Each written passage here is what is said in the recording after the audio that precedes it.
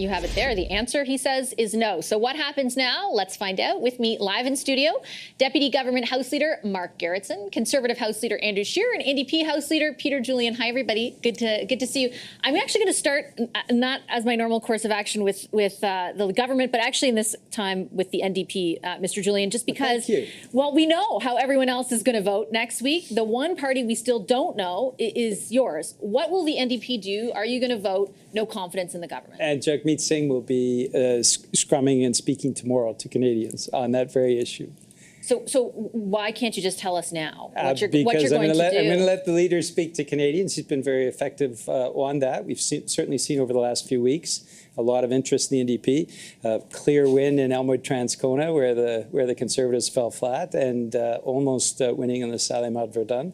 So for all of those reasons, we're letting the leader speak, and he'll be scrumming tomorrow. Do you think there's any way, Mr. Julian, with great respect, to convince Canadians that everything your party and your leader has said over the past 2 weeks is genuine if you do vote to keep the government in power? And I'll use some examples. You've called the government weak, selfish, that they've abandoned Canadians. Today, Mr. Singh, in fact, told your caucus that the Liberals are, quote, finished and that they don't deserve another chance. How can you say that and at the same time ever consider giving them that other chance?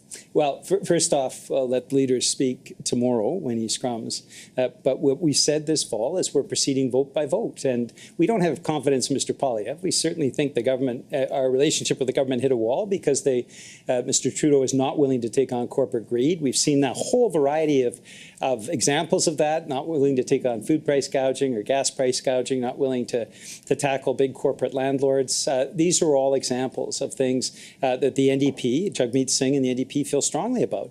But Canadians have been listening, and that's why we did so well in the by-elections. Conservatives bet the farm on Elmwood-Transcona, and they came up short very clearly. And in the Salle-Made-Verdun, the NDP is now shown it's competitive across the island of Montreal. So there is obviously real interest in the NDP. Do I take that to mean you're willing to go to an election? Because I think national polling would lead us to think otherwise.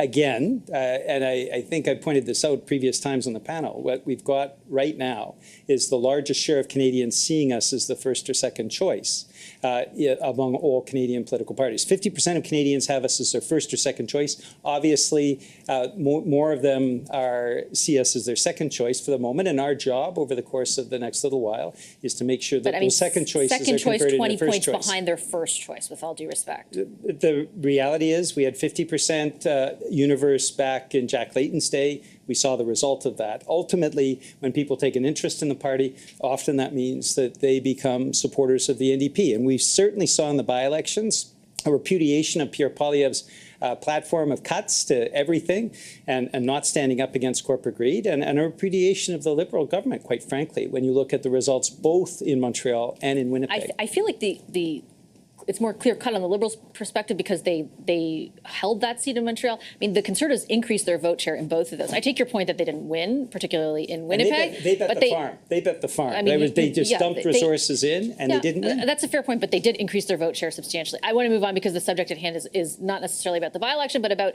what's going to happen in Parliament. And Mr. Gerretsen, I want to ask you point blank, what did your party give the Bloc Québécois to secure its support? Look, we're always willing to work with any political party that's interested in advancing the important issues of Canadians. The reality is we had a really good deal with the NDP where we were able to produce a lot of things. We spent 2.5, 3 years bringing on things like pharmacare, a national school food program, dental care. We even tackled some of the issues that Mr. Julian's trying to criticize us for now in terms of holding corporations accountable. But what they've done is they put us in this position now, a precarious position, where an election can be called at any time. They're running the risk of undoing all of that stuff we've done. And unfortunately, this is not the first time the NDP has done this. Back in 2005, the NDP did the exact same thing with the Paul Martin government when they had on the table a number of things like the Kyoto Accord, for example, about child care agreements. And because the NDP saw what they saw as political opportunity at the time, they ended up triggering an election which resulted in all of that stuff being completely eliminated. Isn't it believable, though, that the NDP would have seen the full utility of its rights agreement with you and now feel like it's time to move on? I mean, they're not bound to support your government. And beyond that, my question, Mr. Gerretsen, was what you gave the Bloc, and you didn't answer. So to answer the first part of your question, we had an agreement with the NDP. The agreement was we will work on all of these things with you in exchange for your confidence in keeping the government functioning. We delivered on all of that stuff. We did what we said we were going to do.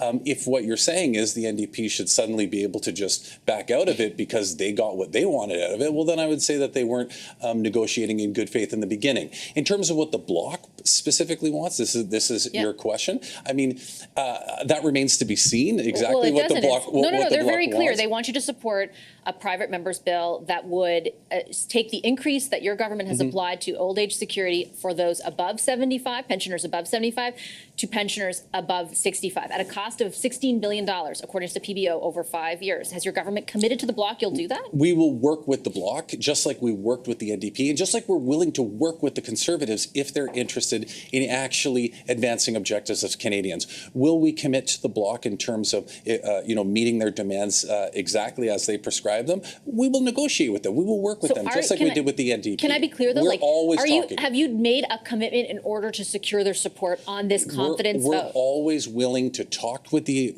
other parties and work with them. That's not exactly where we get and how any deals come out, I'll let our House Leader or the Prime Minister. So is it fair to say that you're not saying you didn't agree to something, give them something, support this? What I'm saying is that we're always willing to work with any political party that wants to bring forward issues, and at the appropriate time that the Prime Minister or our House Leader, in consultation with the Bloc, is going to announce what those might be, they'll do it at that time. Okay, Mr. Scheer, I want to ask you about the way in which all these other parties are characterizing what your party is doing with this Opposition Day motion and what you intend to do with future ones, basically as obstructionists and playing tricks. Don't they have a point?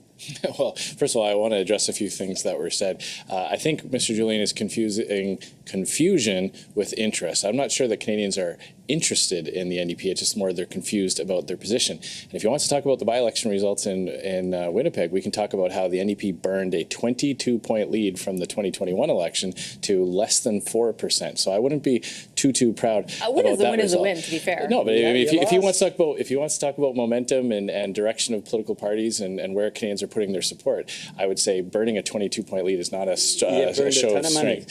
So every political party competes in elections, but the point is, what is going on with these parties? You know, I've got here some quotes about what the NDP have said about the Liberals. Liberals are too weak, too selfish, and too beholden to corporate interests to fight for people. He's had 49 chances to answer that question. Will you vote to give Canadians a choice, a carbon tax selection, so they can make a decision about the kind of country they want? Still can't answer it. I suspect what's happening in the NDP right now is that they were waiting to see what the Bloc would do, and that now that the Bloc have said that they would support this government, keep Justin Trudeau's high tax, high spending, high inflation, high interest rate government in power, that now it gives them some license to try to pretend like they're standing up for themselves. But I don't think Canadians are going to be fooled by that. I get that perspective. That's why I asked those series of questions to Mr. Julian. But my question to you was about, is this the best use of your time, your party's ability to move things forward in the House of Commons and work with other parties to get things done for Canadians? You can introduce Opposition Day motions on a host of issues that your party has identified, from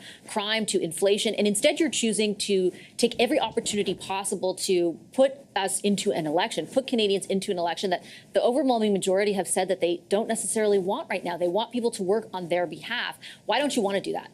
The overwhelming majority of Canadians don't want the carbon tax at all. The overwhelming majority of Canadians don't want it to increase. The overall majority of Canadians. So the government can just not increase it, and then you don't have to have an election. We have proposed multiple motions on those topics, Vassy, and the NDP and Liberals have defeated them, and the Bloc as well. So what we've recognized is that as long as Justin Trudeau is in power, he's going to continue to double housing costs. He's going to continue to force prices to go up. He's going to continue to keep costs high for Canadians. He's going to keep rewarding his friends and cronies with his corrupt spending and all the scandals that we've seen.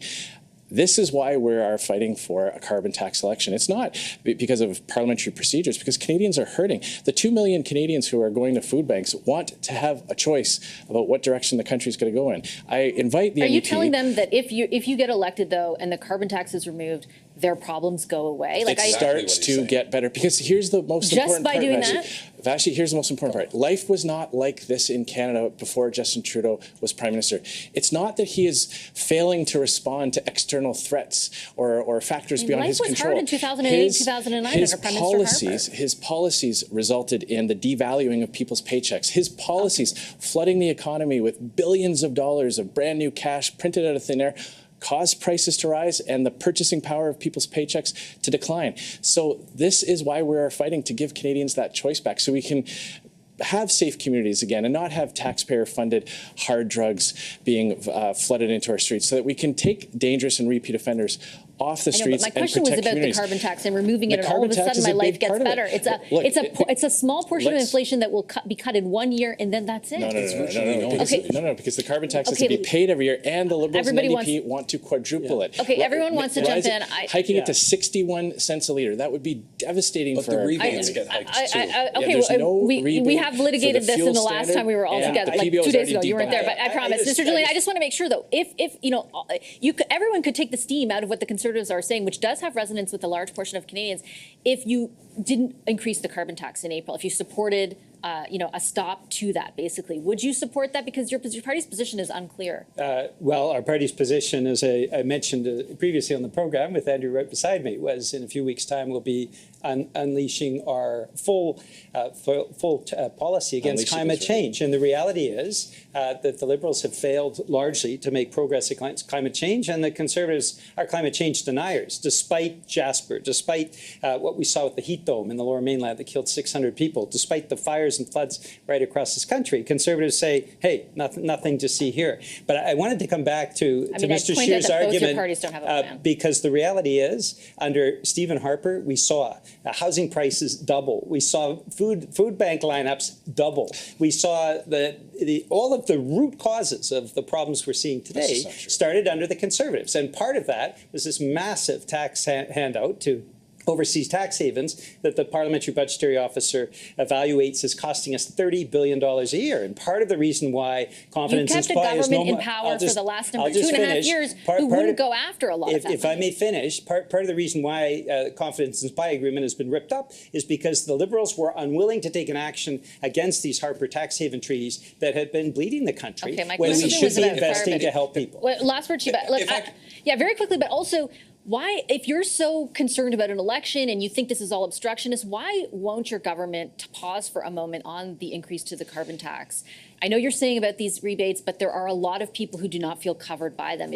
I'm telling you, I hear from them every day. 8 out of 10 Canadians get more back than they pay. But the impact on the economy disproportionately affects Canadians. Fact. But to Mr. Julian's point and the NDP, their position on a carbon tax is very clear. They support it. There are a number of speeches in the House of Commons in this session of Parliament where NDP members, probably even Mr. Julian himself, have spoken in favor of the price on pollution. The industrial side of one, yes. And even what we have now, there are plenty of speeches in terms of the consumer side of it. My point is that the NDP are looking for a political opportunity, and this is what they're going against what they believe in. So to your question for where the Liberals stand on this, we believe in pricing pollution. We believe that if you're going to pollute the environment, you're going to pay for that. But we also believe taking all of that money and redistributing it equally back to everybody so that those who are polluting less still end up getting the same amount back. But your own data shows that when you take into account the impact on the economy, which is by 2030, $25 billion less in GDP, that does also have an impact on Canadians. But what's the impact of climate change? What's the impact of fires everywhere? What's the is the consumer carbon tax going to end all that? It is replaceable. I mean, there are other components to your plan that could replace that. I'm just saying. Okay, last word to you, Mr. Scheer, because I think the last point Mr. Gerretsen has made, and I know the control is telling me I'm over time, but I have to be equal in the time I give you all. The cost of climate change, according to a 2022 report by the Canadian Climate Institute, found that the GDP in 2025 would be $25 billion lower than without the impact of climate change. Like, that's how much forest fires and floods and all that are costing the economy as well. Isn't it fair to take that into account? But that's why it's such a brutal double whammy on Canadians, because with the Liberal carbon tax, not only do you get the costs of climate change, you also get the devastating costs of the carbon tax. No one believes for a second that the Liberal carbon tax is going to stop forest fires or stop floods. 10% of the reduction in emissions. Especially when what's happening emissions. is that Canada is chasing jobs and investment overseas to other countries that pollute more, that build more coal-fired electrical plants, like what's happening in China. So overall, there's no benefit to the globe when we follow Justin Trudeau's policies. How can we expect China to do anything if we don't do our part? We can do more of what we can do here at lower emissions rates, like producing our cleaner aluminum, like exporting our LNG to help those countries get off of coal. That increases emissions. And Justin Trudeau said no when our allies came begging to buy our clean and ethical LNG. The Liberals said no. Everyone wants to jump in. Don't worry. I feel like this topic will come up again. Thank you very much for making the time. Mark Gerretsen, Andrew Scheer, and Peter Julian, I appreciate it very much. We're going to